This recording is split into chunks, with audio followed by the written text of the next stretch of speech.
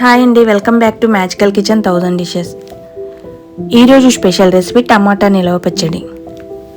ఈ టమాటా పచ్చడితో వేడి వేడి రైసు కొద్దిగా నెయ్యి వేసుకొని తింటే ఒక్క ముద్ద కూడా వదలకుండా తింటారు, అంత కమ్మగా ఉంటుంది. ఎండతో పని లేకుండా 30 మినిట్స్లో ఈజీగా ప్రిపేర్ చేసుకుని ఇలా పికిల్ జార్లో కానీ లేదా గ్లాస్ జార్లో కానీ స్టోర్ చేసుకుంటే 6 మంత్స్ వరకు నిల్వ ఉండేలా 1 kg టమాటాలకు పక్కా కొలతలతో చేసి చూపించబోతున్నాను. ఈ వీడియో మీకు నచ్చితే లైక్, షేర్, కామెంట్ చేయండి. ఫస్ట్ టైం చూస్తున్న వాళ్ళు సబ్స్క్రైబ్ చేసుకోండి. మార్కెట్లో ఫ్రెష్గా ఈ టమాటాలు చూడగానే నా చిన్నప్పుడు మా అమ్మ వాళ్ళు పండించిన నాటు టమాటాలే గుర్తొచ్చాయి. ఎంతైనా వాటి టేస్టే వేరు.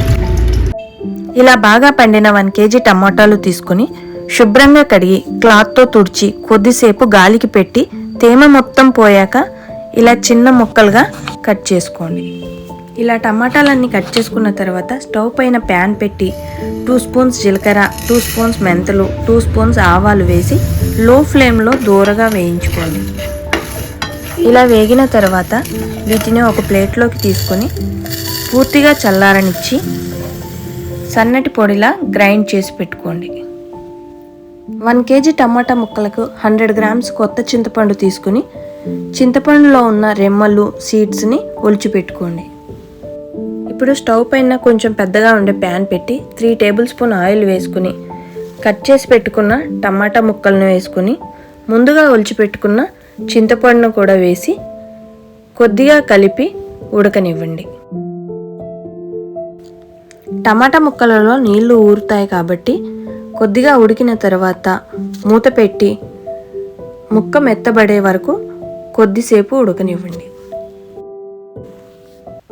ఇప్పుడు మూత తీసేసి స్టవ్ మీడియం ఫ్లేమ్లో పెట్టుకొని మధ్య మధ్యలో కలుపుతూ అడుగు మాడకుండా చూసుకోండి. టమాటా ముక్కలలో ఉన్న నీరు మొత్తం పోయి చింతపండు మెత్తగా అయ్యే వరకు ఉడకాలి. ఇలా మెత్తగా ఉడికిన తర్వాత స్టవ్ పై నుంచి దించి పూర్తిగా చల్లారనివ్వండి. ఇది చల్లారిన తర్వాత ఇలా రోట్లో వేసుకొని రుబ్బుకోవాలి, లేదంటే మిక్సీలో కూడా వేసుకోవచ్చు. కానీ రోట్లో రుబ్బిన పచ్చడికి రుచి ఎక్కువగా ఉంటుంది. 1 kg టమాటా ముక్కలకి 100 గ్రామ్స్ కారము, ఇలా కప్పులో అయితే 2 కప్స్ క్వాంటిటీ సరిపోతుంది. 100 గ్రామ్స్ సాల్ట్, కప్పులో అయితే 1 కప్పు సాల్ట్ తీసుకోండి. ముందుగా రెడీ చేసుకున్న జీలకర్ర, మెంతులు, ఆవాల పొడి, 80 గ్రామ్స్ వెల్లుల్లి రెబ్బలు, 2 స్పూన్స్ పసుపు వేసుకోండి. రోలు చిన్నగా ఉంది కాబట్టి 1 kg ఒకేసారి పట్టదు, సో నేను సగం సగం వేసి రుబ్బుకుంటున్నాను. ఒకవేళ మీరు 1/2 kg టమాటాలు తీసుకున్నట్టయితే అన్నింటినీ 1/2 క్వాంటిటీ తీసుకోండి.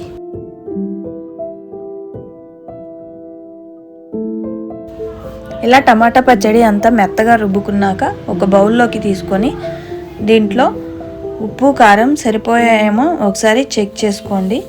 నాకైతే అన్నీ కరెక్ట్గా సరిపోయాయి. ఇప్పుడు పచ్చడిలోకి తాలింపు కొరకు 300 గ్రామ్స్ ఆయిల్ వేసుకోండి. నేను ఇక్కడ గ్లాస్ కొలతతో గ్లాస్ పైన కొద్దిగా వేరుశనగ నూనె వేసుకున్నాను. తర్వాత 2 స్పూన్స్ జీలకర్ర, 2 స్పూన్స్ మినపగుళ్ళు, 2 స్పూన్స్ శనగపప్పు వేసి కొద్దిగా వేగనివ్వండి. ఇప్పుడు 10 వరకు వెల్లుల్లి రెబ్బలు, 4 కట్ చేసుకున్న ఎండుమిర్చి, పొడిగా ఉన్న కరివేపాకు వేసుకొని దోరగా వేగనివ్వండి. మీకు నచ్చితే చిటికెడు ఇంగువ కూడా వేసుకోవచ్చు. ఇప్పుడు గ్యాస్ లో ఫ్లేమ్లో పెట్టుకొని రుబ్బుకున్న టమాటా పచ్చడి వేసుకొని ఆయిల్ అంతా పికిల్లో అబ్జర్వ్ అయ్యే వరకు కలుపుకోండి. చూసారా, ఆయిల్ అంతా పికిల్లో కలిసిపోయింది.